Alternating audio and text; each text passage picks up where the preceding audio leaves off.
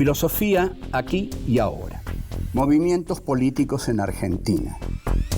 La ilusión en el progreso histórico era la bandera fundamental de la izquierda política. Sí, que se rompa, pero que no se doble. Querían pobres sometidos y tienen, en cambio, anarquistas combativos. Los hijos de la llamada chusma inmigratoria exigían ahora educarse, necesitan hacerse a sí mismos. La conciencia política de los militantes aparece en la praxis. Eva Perón es una construcción de Eva Perón. El tercer mundo es el que iba a encabezar la lucha contra la opresión. Cortar de un solo tajo la cabeza de la víbora marxista. Que vengan los capitales de todo el mundo sin condiciones de ningún tipo. Develar cómo fueron los movimientos políticos que dieron forma a este país que hoy tenemos. La década infame. 1. El fraude como política de Estado. 2. La hora de la espada. 3. El pacto Roca-Runciman. 4. La excepción de una década. El fraude como política de Estado. Los partidos políticos en la Argentina, todos han tenido su importancia. Vamos a hablar hoy del Partido Demócrata Nacional y el Partido Demócrata Progresista. Apenas digo Partido Demócrata Progresista, es muy posible que en la mente de muchos aparezca la figura honesta, casi siempre honesta, de don Lisandro de la Torre, que es uno de nuestros próceres civiles. Vamos a hablar un poco del Partido Demócrata Nacional. Este Partido Demócrata Nacional, que es el otro partido muy importante que se forma en esta década, es en verdad un espacio de la política conservadora de esta década y es muy preponderante en lo que se va a llamar la concordancia. La concordancia es una creación de Agustín Justo, el presidente que sucede a José Félix Uriburu. El Partido Demócrata Nacional está aliado a la Unión Cívica Radical Antipersonalista y a el Partido Socialista Independiente. Esto hay que aclararlo. La Unión Cívica Radical Antipersonalista es anticaudillista, antipopulista, es elegante, quiere las instituciones y no quiere ningún liderazgo. O sea, es anti-irigoyenista. El personalismo sería Irigoyen, porque Irigoyen es personalista, es un líder al cual adhieren un poco irracionalmente, como siempre piensa la derecha del pueblo, a una figura personalista, el caudillo Hipólito Yrigoyen. En cambio, los antipersonalistas no adhieren a unas figuras, sino que adhieren a un programa, a lo racional, no a lo irracional del carisma de un líder caudillista. Adhieren a la racionalidad de un partido político encarnado, en este caso, por un señor muy fino, muy elegante, cuyo nombre hoy resuena todavía como esos nombres resonantes justamente de los oligarcas o los que han transado con la oligarquía. Marcelo Torcuato de Alvear es el que dirige al Partido Radical Antipersonalista que se une a lo que se llama la concordancia. Estos partidos son los protagonistas de una década que el ensayista nacionalista José Luis Torres llamó infame. La década infame, que va de 1930 a 1940, se denomina así a este periodo porque en este periodo hubo de todo, pero sobre todo hubo corrupción y fraudulencia en el voto. Vamos a explicar esto de la fraudulencia, porque es muy importante. Ellos quieren el voto calificado, eso es lo que mejor les parecería realizar.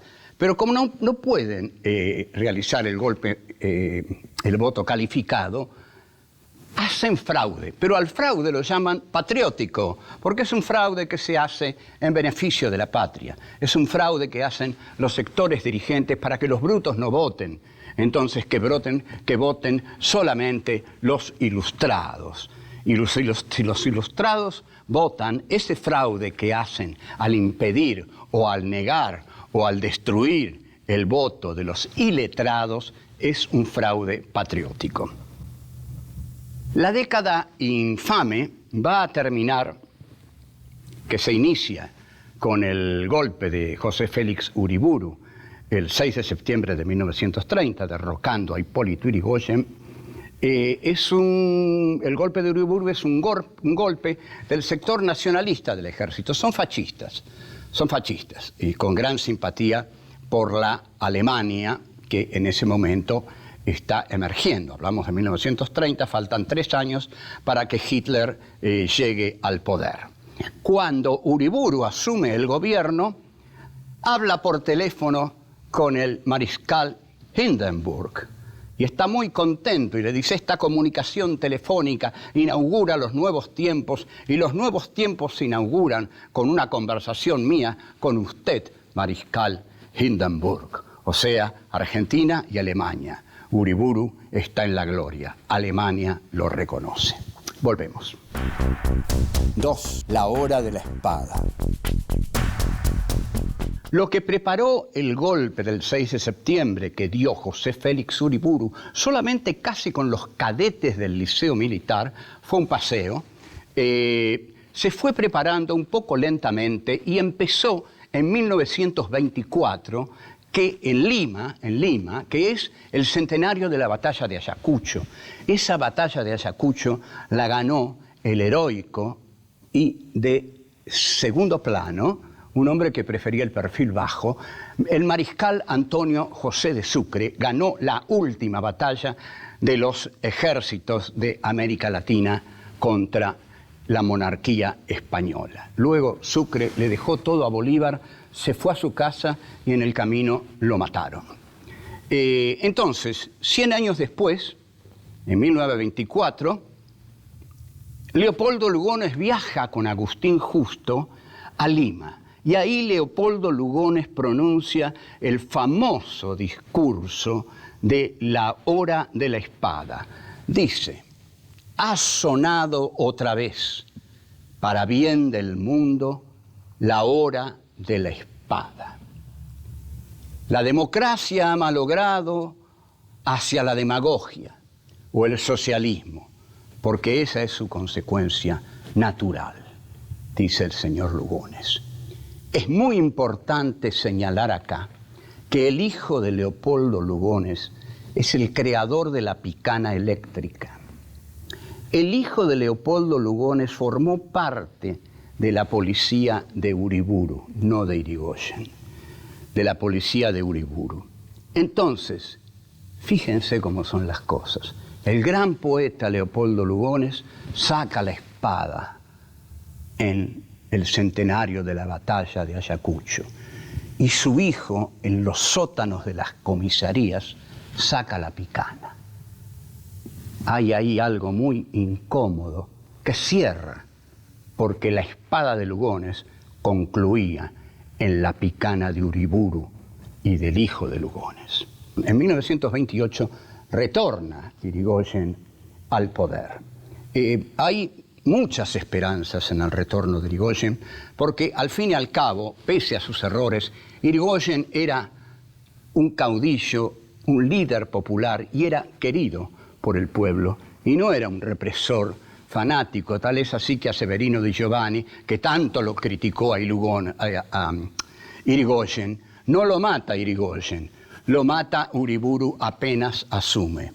Entonces, Yrigoyen dura muy poco, y como a Humberto Ilia, que le tiraban tortugas en la Plaza de Mayo, haciendo alusión a su lentitud, A Irigoyen el chiste es que para ver a Irigoyen hay que esperar mucho, porque el viejo está mal de la cabeza y no puede articular nada. Entonces, a la sala de espera le llaman la amansadora. Y no falta quien larga la broma que dice que una mujer dio a luz en la amansadora, esperando. Uriburu asume entonces el 6 de septiembre de 1930, su proclama la escribe Leopoldo Lugones, Carlos Ibarguren va a ser su ministro de Hacienda. Carlos Ibarguren es un brillante biógrafo de Juan Manuel de Rosas y escribe en 1934 un libro formidable, que no sé dónde estará, pero se puede buscar, que es La inquietud de esta hora. Es un libro fascista perfecto. Uriburu admira al fascismo italiano y al nacionalsocialismo alemán. Ahora, Uriburu no advierte que su base de sustentación es mínima al lado de la oligarquía agrícola-ganadera y de los militares liberales. O sea que todo ese empaque de Hitler de las Pampas es mera cáscara. Porque los sectores liberales agrícolas-ganaderos y los sectores liberales del ejército quieren estar bajo la cobertura política y económica y cultural de Gran Bretaña. Es demasiado el riesgo de arrojarse en las manos de Alemania, en las cuales nunca habían estado. En cambio, el 25 de mayo de 1810, los buques anclados en el estuario del Río de la Plata festejan a cañonazos la Revolución de Mayo. Desde ahí que Inglaterra acompaña a la Argentina. ¿Cómo no la va a acompañar en 1930? Lo que hacen los nacionalistas es hacer surgir el revisionismo histórico. A ver, seamos claros. El revisionismo histórico surge en 1930 porque se trata de avalar la figura de José Félix Uriburu yendo hacia el pasado con la de Juan Manuel de Rosas. Uriburu sería el Rosas de 1930. Para eso, entonces, escribe Carlos Ibarguren su biografía de don Juan Manuel de Rosas. Sin embargo, le faltaba mucho a don José Félix Uriburu para llegar a ser una figura histórica de las dimensiones de don Juan Manuel de Rosas, uno o no de acuerdo. Pero no hay vuelta de obligado posible en la cabeza de un hombre tan pequeño como Uriburu. Entonces, es derrocado, muere en París y el diario Crítica, que tenía títulos sensacionales, el diario de Natalio Botana, publica Hoy en París. Y nace una suerte de nuevo periodismo argentino. Volvemos. 3. El pacto Roca-Runciman.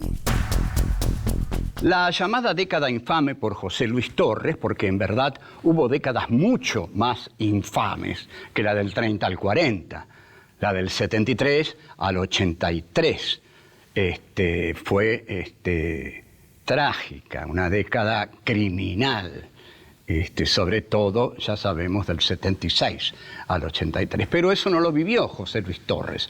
José Luis Torres se refería al fraude, a la droga, a la prostitución. Todo eso se daba sobre todo en el ámbito de la provincia de Buenos Aires, que estaba manejada por un católico nacionalista llamado Manuel Fresco.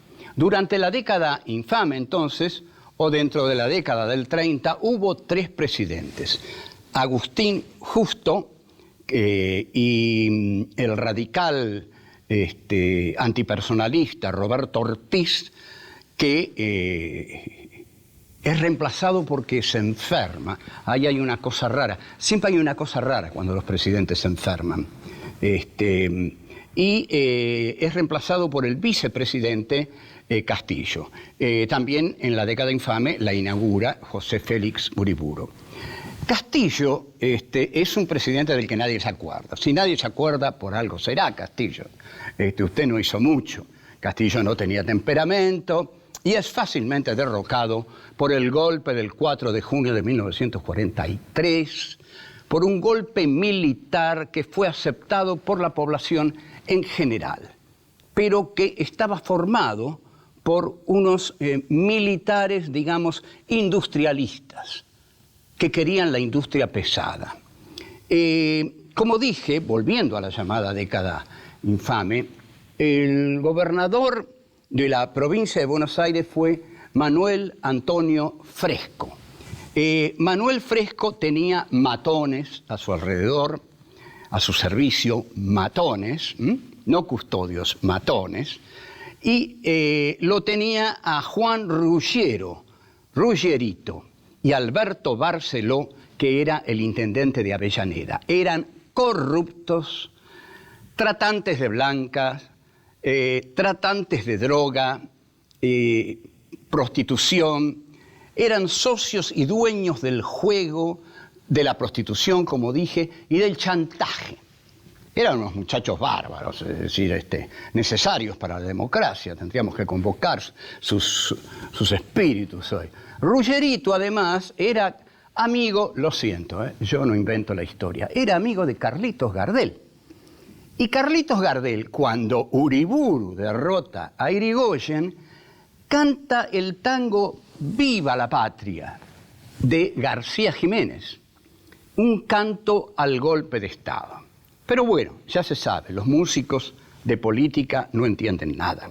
Bueno, estalla la Gran Depresión de 1929, el crack financiero de Wall Street. Con ese crack financiero estalla el esquema de la pampa húmeda, porque ahí se demuestra que los productos primarios no valen nada al lado de los productos industriales. Y esto es muy sencillo, cualquiera lo puede advertir. ¿Tiene valor agregado un grano de trigo, una espiga de trigo? No. ¿Tiene valor agregado una máquina de coser? Sí. La máquina de coser la hace la industria. La industria consiste en agregar valor construyendo cosas que no se extraen del suelo cómodamente, sino que hay que hacerlas con una estructura industrial. Entonces ahí se ve la explosión, la destrucción del granero del mundo de la oligarquía argentina. ¿Está claro? Está claro, ¿no? Entonces, que no vengan a hablarnos de la patria, de los padres y los abuelos de ellos. La hicieron mal este país. Lo hicieron de un modo tan egoísta que apenas variaron los términos de intercambio, se quedaron en Pampa y la vía. O sea, estalló el granero del mundo. Y entonces Inglaterra decide comprar carnes en sus territorios del Commonwealth. Y la Argentina se encuentra desesperada. ¿Qué hacemos? ¿De qué vamos a vivir? Y entonces deciden enviar una misión a Inglaterra para negociar nuestras carnes. Esa misión ya va humillada, ya va sometiéndose, arrodillada. Por favor, compren nuestras carnes, si no nuestra economía se va al diablo. Y van a tener razón en el futuro los que nos van a criticar por monocultivistas. Y efectivamente, tenemos razón. No hicieron un país, hicieron una ciudad que vivía de la abundancia fácil.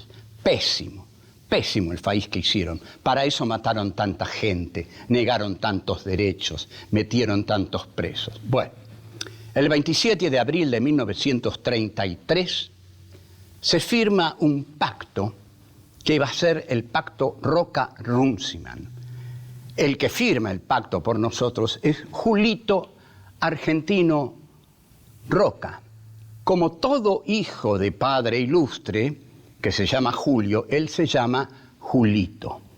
Y bueno, es el famoso pacto Runciman que los sectores nacionalistas del pensamiento argentino van a llamar el bastión de la dependencia, el estatuto legal del coloniaje.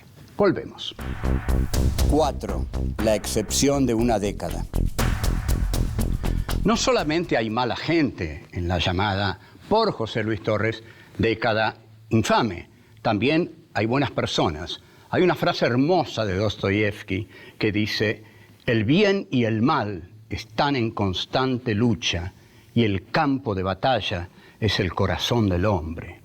El hombre contiene en sí el bien y el mal. A veces hace el bien, a veces hace el mal. Todos somos capaces de hacer el mal, todos somos capaces de hacer el bien. Lo tenemos en nosotros. Somos humanos y también somos posiblemente capaces de ser inhumanos. El hombre es esa contradicción viviente, tirante, ese conflicto constante entre la pulsión del bien y la pulsión del mal. Entonces, no es extraño encontrar a hombres con una moral que les permite que el mal no se adueñe por completo de su corazón. Entre ellos, Lisandro de la Torre, que fue dirigente y senador nacional, que fue el creador del Partido Demócrata Progresista. Lisandro denuncia en el Parlamento a los frigoríficos británicos. Lisandro dice que el convenio del pacto Roca-Runciman responde al temor de que Inglaterra se enoje y deje de comprar nuestras carnes, porque todo lo que quiere Julito Roca es que Inglaterra vuelva a comprar nuestras carnes. Para eso casi le regala al resto del país, pero que compre nuestras carnes. Por supuesto, entre un pequeño personaje mínimo y mediocre como Julito Argentino Roca y Lisandro de la Torre, un sólido patriota con sólidas ideas, hay una inmensa diferencia. ¿Cuál es esa diferencia? No es solo la de la inteligencia, es la de la moral, es la de un hombre que quiere tener una moral que le permita mirarse al espejo y respetarse. Este pequeño Julito Argentino Roca, es apenas una prolongación del gran héroe de la conquista del desierto que le dio vida en algún descuido. En el Tratado Roca-Runciman se aseguraban 350.000 toneladas, pero puede reducir esa cuota de carne enfriada en circunstancias imprevistas. Inglaterra. De la Torre se burla, por supuesto, de las palabras del hijito de Roca.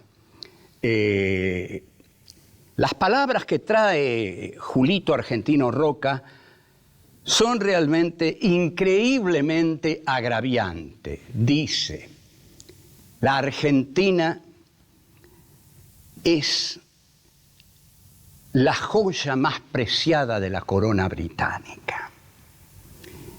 Como ustedes ven, que la Argentina sea la joya más preciada de la corona británica podrá entusiasmar quizás a la oligarquía dominante que quiere sentirse inglesa en lo económico y francesa en lo cultural, pero pocas veces una neocolonia expresó con mayor desparpajo y brutalidad su dependencia, su sometimiento y su humillación a los países centrales, a los países que comandan la economía universal. El Senado argentino, sin embargo, refrendó e impulsó la firma del pacto. Esto generó una división muy importante en el Partido Demócrata Progresista, lógicamente, porque Lisandro de la Torre no iba a aceptar esto. Lisandro de la Torre, al no aceptar este pacto y al no defenderlo en el Congreso y al no firmar con los demás genuflexos diputados, se liga nada menos que un atentado mortal. Y su gran amigo, Enzo Bordavere, se pone delante de él y él recibe el balazo y muere. 3 balazos por la espalda le dan a Enzo Bordavere. 3 balazos por la espalda.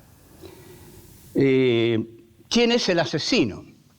Un comisario, un excomisario, Ramón Valdés Cora.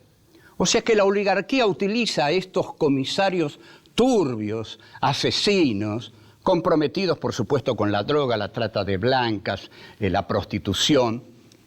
Ramón Valdés Cora, no olviden este nombre, es el hombre, el tipo que mata a Enzo Bordavere, pero que iba a matar a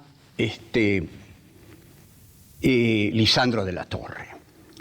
Entonces, esta fue la década infame, la década de la entrega, de la corrupción, del fraude patriótico, la década que se llevó la vida de un hombre tan puro como Lisandro de la Torre, que fue uno de los pocos que dignificó esa década. También la dignificó en el tango, ¿no? Discépolo, Homero Mansi, y olvido algunos grandes, sin duda alguna. Pero esto ya lo he dicho, hay buenos y hay malos. Durante la década infame, todos parecían ser muy malos, porque en el poder estaban hombres corruptos, marcados por la infamia y por la traficación de la infamia y por la usufructuación de la infamia. Esos hombres, para la democracia argentina, no los queremos de vuelta. Esperemos no tenerlos más. Chao, hasta la próxima.